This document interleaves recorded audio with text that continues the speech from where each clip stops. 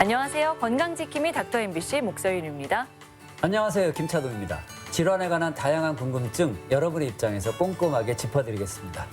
일상생활에서 사람들 앞에 서거나 낯선 사람과 대화를 나눠야 하는 여러 사회적 상황을 맞닥뜨리게 되는데요. 사회의 불안장애는 이런 상황에 불편함을 겪고 불안과 공포를 느끼는 증상을 보입니다. 수많은 관계 속에서 살아가는 현대인들, 이 다른 사람과 함께하는 일에 불안감을 느낀다. 그러면 아마도 평범한 일상이 어려워질 것 같은데요. 네, 불안감을 느끼면 얼굴이 붉어지거나 가슴이 두근거리는 신체적인 증상이 나타나기도 하고요. 두려움이 커져서 상황 자체를 피하기도 합니다. 네, 신체 건강만큼이나 정신 건강도 중요한데요. 정확한 진단과 적절한 치료를 받는 게 우선입니다. 네, 그래서 오늘은 전주 휴 정신건강의학과 김영준 원장님을 모시고 사회불안장애의 증상과 치료에 대해서 알아보는 시간 갖도록 하겠습니다. 일반적으로 스트레스를 느끼지 않는 사회적 상황 속에서 극도의 불안감을 느끼는 사회불안장애.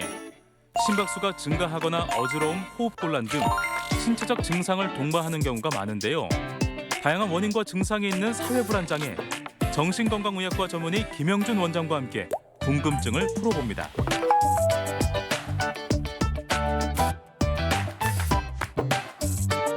안녕하세요. 네, 안녕하세요. 네, 우선 이 사회불안장애에 대해서 말씀해 주시겠어요? 예, 사회불안 장애는 다른 사람들 앞에서 당황하거나 바보스럽게 보일 것을 경험했거나 혹은 또 이것을 미리 걱정하게 돼서 다양한 사회적 상황들을 이렇게 회피하게 되고요.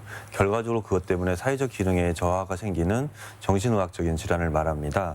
이 사회불안 장애를 가진 분들은 다른 사람들 앞에서 이렇게 어떤 두려움을 과도하게 느끼게 되는데요.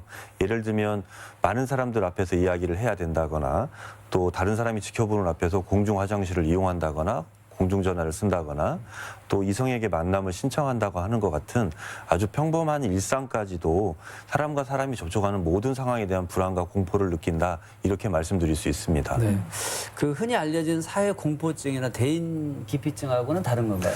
네, 사회 공포증과 사회 불안장애는 사실은 같은 질환입니다. 과거에는 사회 공포증이라고 불렀거든요. 네. 근데 이 공포증이라는 말이 좀 어감이 좀 부정적인 것들이 너무 커서 최근에 좀 순화시킨다는 의미로 사회 불안 장애라고 이렇게 부르고 있고요.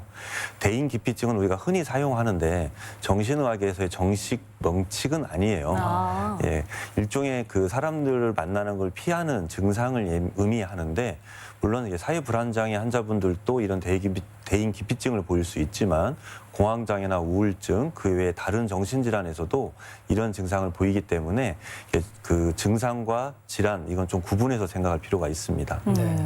뭐 마이크 울렁증이나 네네. 무대 울렁증 같은 게 있다고 네. 이게 사회불안장애 한 증상으로 볼 수 있는 걸까요? 그렇죠. 이제 누구나 그런 건 좀 갖고 있잖아요. 그래서 가장 중요한 것은 그 증상의 정도 차이가 가장 중요할 것 같아요. 뭐 일반인들도 면접 시험을 본다든지 어디서 발표를 해야 되든지 뭐 대중 연설을 해야 되는 경우 어느 정도 불안감을 느낄 수 있지만, 사회불안장애 환자들은 그 불안의 정도가 매우 심해서 이러한 어떤 자리를 극도로 회피하고 있다는 게 좀 큰 특징이고요.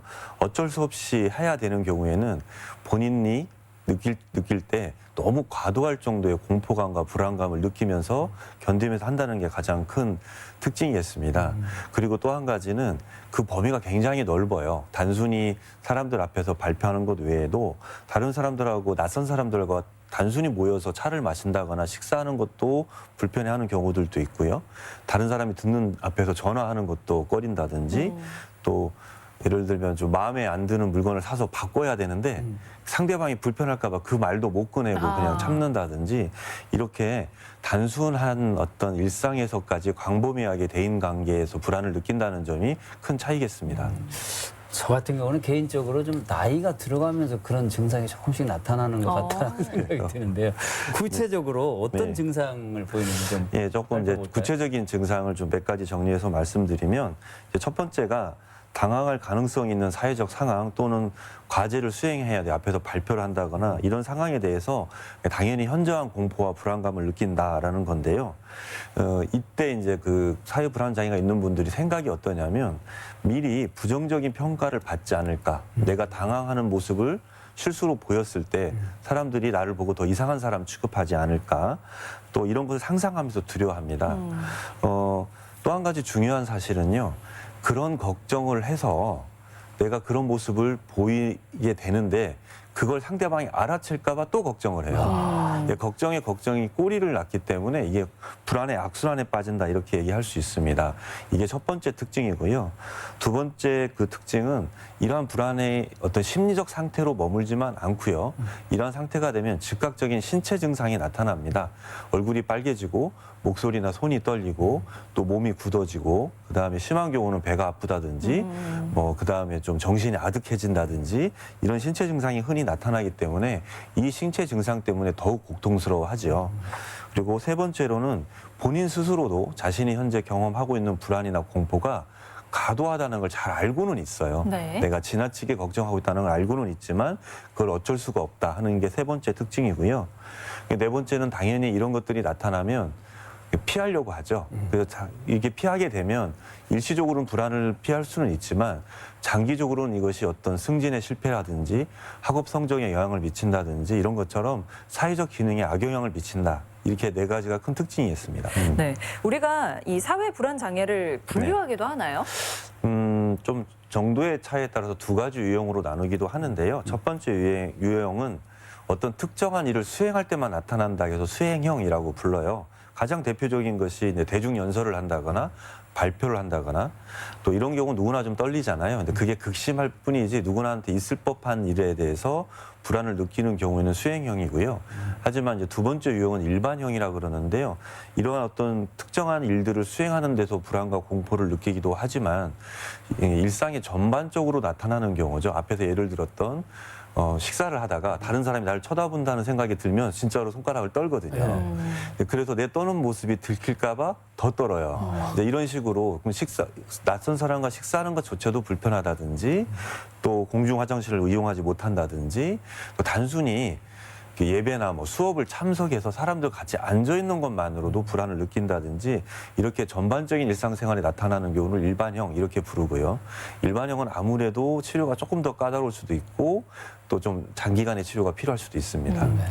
실제적으로 뭐 이런 사회 불안장애 환자들이 많은가요? 추세도 좀 봐줄 수 있으면 사실 이 좋겠습니다. 사회적 상황에서 불안감을 느끼는 건 누구나 좀 있을 수 있기 때문에 실제로 굉장히 흔한 문제이기도 해요. 그래서 실제 연구를 보면 대학생 10명 중에 4명이 발표나 과제를 수행할 때 사회불안 수준의 어떤 불안과 부끄러움을 느끼는 경우도 있다고 하고요. 좀 더 그 전문적인 연구를 보면 평생 유병률이 전체 인구의 3에서 13% 정도로 보고되고 있습니다. 그리고 이러한 그 사회불안 장애가 단순히 사회불안 장애로만 끝나는 게 아니라 이게 장기화되고 만성화되면 공황장애라든지 우울증과 같은 다른 정신질환과 동반되어 나타나는 경우도 매우 많은데요. 문제는 치료를 잘 받지 않는 특성이 있어요. 병원에 와서 자기 문제를 꺼내는 것도 불안해하거든요. 그 증상 자체가 사람을 만나는 걸 두려워하다 보니까 병원에 와서 의사 선생님 만나는 것도 불편해하기 때문에 참고 견디는 식으로 가 있어서 실제로는 더 많은 사람들을 병을 갖고 있지 않나 이렇게 보고 있습니다.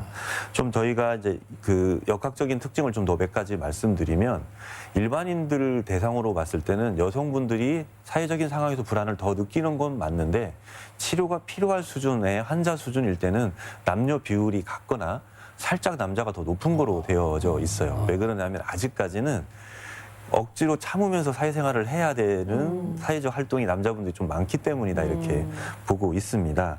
또 그리고 또 한 가지 큰 특징은 서구 사람들보다는 한국이나 일본이나 동양 사람들이 좀 다른 사람 시선을 많이 의식하는 문화이기 때문에 자신의 목소리나 태도나 외모에 대한 불안감들이 훨씬 높아서 좀 더 유병률이 높은 것으로 되어져 있습니다. 네. 문화적인 차이도 네. 그런 네, 게 있나 좀 어느 봅니다. 정도 영향을 받는 것 같습니다. 네, 그러면요, 이 사회 불안 장애가 혹시 가족력이나 유전적인 원인은 있을까요? 일부 어떤 유전자가 불안을 유발하는데 영향을 미친다든지 유전적 영향이 있다라고 보고는 되고 있지만 정확하게 이게 유전병이라고 밝혀져 있지는 않습니다. 실제로 가장 우리가 유전병 연구에서 많이 하는 게 쌍둥이 연구인데요. 한 사람의 쌍둥이가 사회불안 장애가 있을 때 유전자로 거의 비슷한 일치되는 그런 쌍둥이가 걸릴 확률이 몇 %나 봤냐고 했을 때 일량성 쌍생아 같은 경우에는 24.4%고요. 일환성 쌍둥이 같은 경우에는 15%거든요. 상당히 높기는 해요, 일치율이. 네. 하지만 100%가 아니라는 얘기는 유전적인 영향을 100% 받는 건 아니다 이렇게 보고 있습니다. 그래서 조금은 가족력이 있는 경우에 좀 높은 건 사실이지만 꼭 가족력이 없이 나타나기도 하고요. 또 많은 가족들이 나는 긴데 다른 가족들은 전혀 다른 성격을, 다른 모습을 보이기도 하니까 너무 가족력 걱정을 하실 필요는 없습니다. 그러면은 그래서 이제 사회 불안 장애라는 네. 게 사회라는 게 병명에 들어가 있기 때문에 가족력보다는 오히려 사회생활 하면서 겪게 되는 이런 증상이라고 볼 수 있는데 구체적으로 원인을 한번 살펴볼까요? 몇 가지 이론들이 좀 있는데요. 가장 많이 얘기되는 게 롤 모델링 이론인데요. 아까 유전은 아닌데 가족들 안에는 많다고 했어요. 네. 이렇게 어떤 부모가 어떤 사회적 상황에서 굉장히 불안해하거나 공포 반응이 많거나 또 부끄러움이 많아요. 그러면 자녀들이 이상하게 보고 배우는 성향이 있거든요. 그렇죠. 그래서 어떤 상황이 되면 아 저렇게 되면 떠는 건가 이렇게 느끼는 거죠. 그래서 그걸 이제 보고 배운다라는 뜻으로 롤 모델링 이론으로 첫 번째 설명하기도 하고요. 두 번째 가설 중에 하나는 부모의 양육 방식과 태도에 문제가 좀 있다라는 보고가 있습니다. 뭐냐면 지나치게 엄격하게 아이들을 키워서 이런 상황에서 실수하면 안 된다는 것이 좀 무의식적으로 주입된 경우들, 또 칭찬과 공감이 굉장히 부족했던 태도로 아이를 양육하다 보면 자신에 대한 확신이 좀 없어지는 경우, 또 그다음에 아동 학대와 같은 정서적 트라우마를 어린 시절에 받은 경우에 유병률이 높은 것으로 좀 되어 있는 것도 사실입니다. 그리고 세 번째로는 이제 생물학적인 원인을 저희들이 얘기를 드리면 이런 사회공포증이 있는 분들은 그 어떤 불안하거나 감정과 기분을 조절하는 세로토닌이라고 하는 신경 전달 물질이 있는데 이것이 좀 불균형되어 있는 경우가 많고, 또 불안을 감지하는 뇌의 구조물인 편도체라고 하는 뇌의 구조물이 있어요. 불안을 감지하는 곳인데 이곳이 지나치게 민감하다라고 하는 보고가 있습니다. 이렇게 생물학적으로 그 분석하는 원인의 이유도 있고요. 네 번째로는 가장 좀 요즘에 딱 그 각광받는 이론인데요. 인지 오류 모델이라는 게 있습니다. 인지라고 하는 것은 어떤 외부의 사건이나 내용을 자기가 해석하는 사고 방식이나 또 처리하는 방식을 의미하는데요. 이런 그 어떤 사고 방식에서 역기능적인 신념을 좀 갖고 있다. 사회 불안 장애가 있는 분들은 그래서 어떤 식의 신념을 갖고 있냐면 첫 번째가 모든 사람들한테 칭찬과 인정을 받아야만 한다라고 하는 지나친 조건적인 신념을 갖는다거나, 세 번째로는 이미 내 스스로가 나는 부적절해서 사람들한테 이렇게 적당하게 받아들이지 못하고 내가 열등하다고 하는 자기 비하적인 신념을 갖고 있는 경우들이 많이 있어요. 그래서 이러한 신념들이 지나쳐서 그런 상황이 갈수록 이것이 불안을 자극하기 때문에 생긴다 하는 이론이 있습니다. 진단을 내리기도 그렇게 쉽지는 않을 것 같은데 어떻게 네. 이루어지나요? 사실 뭐 어떤 그런 생물학적인 뇌 영상 검사라든지 혈액 검사를 통해서 하는 것들이 아직은 없어요. 연구 시도 중이긴 한데 정확하게 나와 있는 건 없고요. 결국은 본인이 느끼는 증상과 또 숙련된 전문의가 상담과 그다음에 또 요즘 설문지 같은 게 좀 있어요. 이제 그런 걸 하면서 보조적으로 평가를 하게 되는데요. 여기서 좀 소개를 드리면 10가지의 진단 기준이 있고 여기를 모두 충족해야 진단을 내리게 됩니다. 첫 번째가 타인에게 면밀하게 관찰될 수 있는 사회적 상황에 노출될 때 지나치게 두려워하거나 불안해한다. 이게 첫 번째겠고요. 이게 뭐 정의이기도 해요. 사회 불안 장애. 두 번째는 그때 자기 자신이 갖는 생각이 타인에게 부정적으로 평가되지 않을까 하는 것 때문에 스스로 그런 행동하는 것을 지나치게 걱정하거나 미리 걱정을 많이 한다 이거요. 세 번째는 이러한 상황이 매번 사회적 상황마다 불안과 공포가 나타난다. 네 번째는 그래서 극심하게 이런 상황을 피하기 위해서 노력을 해요. 절대적으로 최대한 피하려고 하고 어쩔 수 없이 굉장한 공포 속에서 견딘다라고가 네 번째가 되겠고요. 다섯 번째는 이런 불안은 아까도 좀 누구나 있을 수 있다겠죠. 근데 사회 통념상 그 불안의 정도가 지나치게 과장되어 있다.가 다섯 번째가 되겠고요. 여섯 번째는 큰 면접 시험이나 큰 시험 앞에서 누구나 그럴 수 있잖아요. 그래서 한두 번이 아니라 적어도 6개월 이상 지속적으로 나타나고 있다. 6번째고요. 7번째로는 결과적으로 이런 공포와 불안과 회피가 이 사회적 기능, 아까 제가 직업적 기능이나 학업적 성취라든지 이런 부분에서 장애를 일으켜서 명백하게 불이익을 받고 있다. 이렇게 되겠고요. 8번째는 이것이 어떤 약물이라든지 신체 증상, 심장병이 있어서 가슴이 두근거린 거 이런 거로 설명할 수 없다. 9번째는 공황장애나 우울증과 같은 다른 정신질환과는 상관이 없이 발생하고 있다. 10번째는 의학적인 상태 때문에 사회 불안을 겪는 경우도 있어요. 얼굴에 화상이 있거나 장애가 있어서 사람들을 꺼리고 나서는 걸 두려워하는데 그렇다 하더라도 그게 있다 하더라도 그 정도가 지나치게 과장되어 있을 때 진단을 내린다. 이렇게 10가지에 모두 충족이 돼야 진단을 내리게 되어 있습니다. 근데 사실 어느 한 사람의 인지나 신념을 뭐 연습을 통해 바꾼다는 게 쉽지는 않은 일일 거잖아요. 네, 그렇죠. 네, 그래서 이 치료 기간은 어느 정도로 잡아야 할지도 궁금하거든요. 사실 정해진 치료 기간은 마땅히 없어요. 그 증상의 정도 또 이 사람이 어느 정도나 그 신념적인 어떤 확신을 가지고 오래 살아왔느냐 이런 것에 따라 틀린데요. 때로는 정말 간단한 상담 2~3차례만 하고도 금방 좋아지는 분들이 있고요. 네. 또 간단한 약물에도 금방 반응을 보이는 경우도 있고 어떤 경우는 수년간의 장기적인 약물 치료와 신념에 대한 끊임없는 인지 치료와 정신 치료가 필요한 경우도 있기 때문에 특정하게 어떤 기간이 필요하다라고 말씀드리기는 좀 어렵습니다. 예우는 좋은 편인가요? 제가 앞에서 수행형과 일방형으로 말씀 나눠드렸는데요. 이벤트 시에만 불안을 느끼는 수행형인 경우에는 대부분 금방 좋아지기도 합니다. 근데 그런 경우는 평소에는 약을 먹을 필요도 없고요. 인지행동 치료는 간단하게 한 다음에 그 어떤 내가 이벤트가 있을 때 간단하게 약을 좀 먹거나 하면 80~90% 이상에서 대부분의 불안이 경감되어지고 뭐 일상생활에도 큰 어려움을 보이는 경우가 있어요. 하지만 문제는 일반형인데요. 이런 경우에는 앞서서 말씀드린 것처럼 약물 치료로 증상을 경감시킨 상태에서 또 본인이 갖고 있었던 사고방식의 변화를 유도하기 때문에 조금은 인내심 있는 치료가 필요할 수도 있습니다. 네. 그리고 뭐 대중 앞에 서는 게 아주 익숙한 사람이 아니라면 사실은 그런 뭐 이벤트성으로 누군가 앞에서 이야기를 해야 네. 하고 할 때 떨릴 수 있는 부분이잖아요. 그렇죠. 네. 이럴 때 좀 뭐랄까요? 긴장을 완화시킬 수 있는 방법이 있을까요? 가장 간단한 방법은 사실 약물을 복용하는 건데요. 네네. 예, 보통 30분이나 60분 전에 아주 간단한 약물이 있어요. 항불안제하고 베타 차단제라고 하는 약을 복용을 하면 대부분 효과가 봅니다. 그래서 이 약물이 좋은 점은 뭐냐면 그렇게 해서 자꾸 경험이 쌓여서 내가 떨리지 않는다는 걸 배우게 되면 그게 내 인지를 바꿔주는 데 도움이 되기도 해요. 이 주변에 이게 사회 불안 장애를 앓고 있는 분들이 네. 있으면 주위 사람들의 행동도 상당히 좀 신경을 써야 될 것 같은데 어떤 게 가장 좋을까요? 네. 이 사회불안장애 환자분들의 가장 핵심적인 걱정은 부정적인 평가를 받는 것에 대한 두려움이에요. 내가 당혹스럽거나 창피당하지 않을까? 그걸 가지고 사람들이 나를 이상한 사람 취급하지 않을까거든요. 그래서 이러한 사소한 부정적인 평가나 지적을 안 하는 게 좋아요. 주변 사람들은. 그래서 어떤 특히나 사회적 상황에 있었을 때 옷이라든지 옷 외모, 또 태도, 목소리 이런 것에도 그때 좀 목소리가 왜 그래? 좀 옷 좀 예쁘게 입지? 사실은 할만하잖아요. 네. 야, 머리 좀 잘 빗고 나가라 이렇게 얘기를 하는데 안 해주시는 게 좋아요. 있는 분들한테는. 그리고 반대로 자꾸 긍정적이고 인정해주는 말로 긍정적 피드백을 많이 주는 게 자신감을 세우는 데 도움이 되는데요. 특히 아직 사회불안 장애까지 안 갈 수도 있고 성격적으로 좀 완성이 안 돼 있는 청소년이나 아동인 경우에는 많은 칭찬을 해주는 게 중요합니다. 공감과 칭찬을. 대인 강의에서도 제가 꼭 하는 얘기가 있거든요.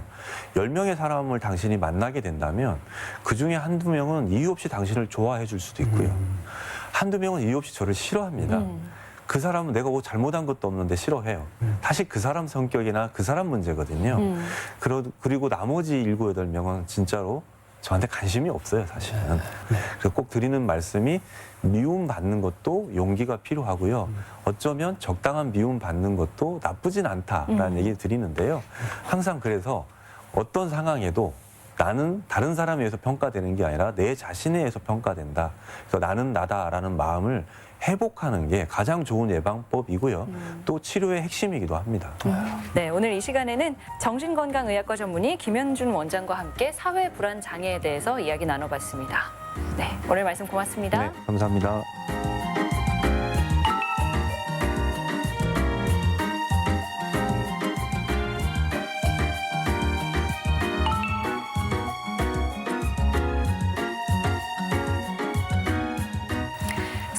저리거나 시린 경험 있으신가요? 저 가끔 있습니다. 네. 최근 몇 년 사이에요. 손목 터널 증후군 환자가 증가하고 있다고 합니다. 많은 원인이 있겠지만 스마트 기기 사용이 제1로 꼽히던데요. 주요 증상으로는 손이 저리거나 감각이 둔해지고 또 움켜쥐는 힘이 약해져서 물건을 집었다가 떨어뜨리는 경우도 있습니다. 네, 특히 겨울철엔 근육이 위축되면서 혈액순환이 원활하지 않아 증상이 더 심해질 수 있다고 하는데요. 일시적인 통증이라 여기지 마시고 방치하지 마시길 바랍니다. 네, 무리한 손목 사용을 줄이는 게 가장 중요할 텐데 틈틈이 스트레칭으로 손목을 풀어주는 것도 좋을 것 같고요. 몸찜질 이게 좋다고 하고요. 마사지도 증상 완화에 아주 도움이 된다고 합니다. 네, 여러분의 건강과 관련해 궁금한 점이 있다면 전주 MBC 홈페이지에 들어오셔서 질문 남겨주시기 바랍니다. 오늘 사회불안 장애에 대해서 알아봤죠. 더 알고 싶은 경우 또 다른 질환에 대해서도 궁금하시다면 글 남겨주시고요. 닥터 MBC가 여러분의 건강을 지켜드리겠습니다. 네, 관심 있는 분들의 많은 시청 바랍니다. 저희가 준비한 소식은 여기까지입니다. 고맙습니다.